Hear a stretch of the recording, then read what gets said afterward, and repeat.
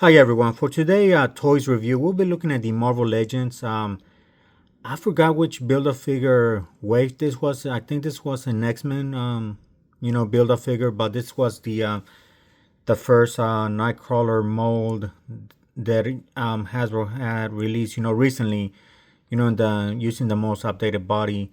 And this was also used for X-Men 97, and I have also reviewed X-Men 97 figure, so I'll link it here if you want to go and take a look at it.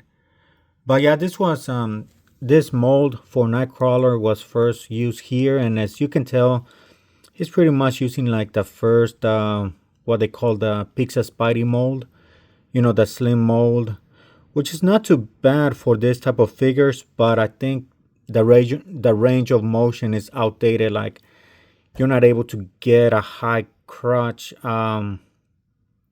pose for Nightcrawler, especially for doing like those teleportation shots or anything like that. So that's unfortunate for this figure. So hopefully, if Hasbro does re-release it again, they make some updates to this mold, especially for Nightcrawler. I mean, Nightcrawler, I think it's a great opportunity for them to improve this body mold and add new things to it that we haven't seen before.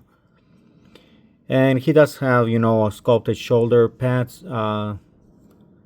and butterfly joints, so sometimes it may get a little bit, doesn't get too much in the way of articulation, as you can see, especially posing with the sword. And unfortunately, my sword, due to time and the paint, the silver paint has scratched off, and, living in Texas, so that's a problem with this type of paint, and especially on this type of plastic. But I'm surprised that the sword hasn't warped that much over time. So I gotta give it that it's not that horrible bendy plastic. It does bend, but not to the degree that some other modern figures have. So, and the paint job, is, they did, unfortunately, Hasbro didn't want to sculpt, the designs here on his forearm. So look at the paint, it's not the best paint work. So you're gonna get a hit and miss on the paint on this figure, unfortunately. So, but as you know, for it's decent when it came out at the time. $20, 25. But I think this figure is going at a higher value in the aftermarket. So it's up to you. I think where it shines too is like the face sculpts. I think the X-Men 97 didn't come with additional face sculpts. It's just one. So you can see this is like the grinning face. He has a screaming face, and this is what happened with the paint on the sword. Unfortunately, it rubbed off on the paint. So what you're seeing right there is silver paint, and then just the neutral face. And I wish I could change it. Let me try to change head sculpt. The thing is, like, it's so cold at the moment.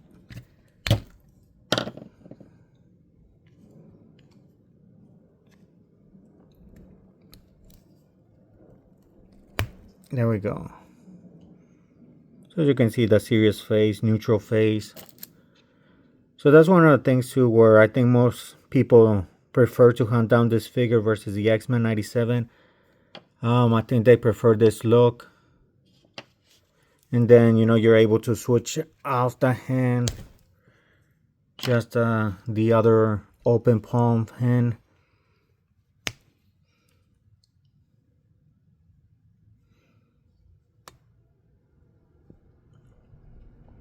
So, it has unique feet. Unfortunately, no toe articulation.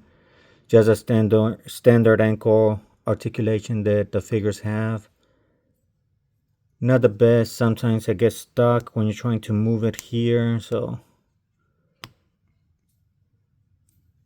and the tail is just, on that one point of articulation. Is not on the bendy Y or anything like that. Diaphragm or ab articulation, standard waist articulation.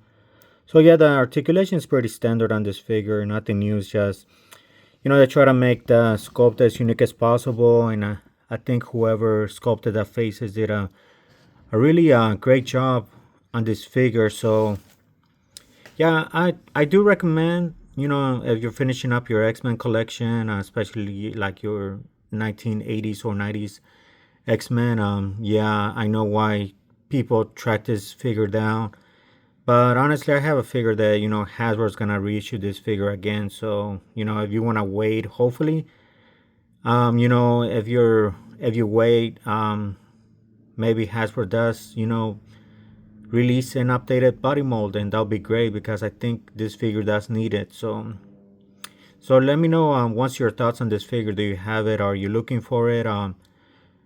Please leave a like, share this video as well. I will appreciate it if you can follow.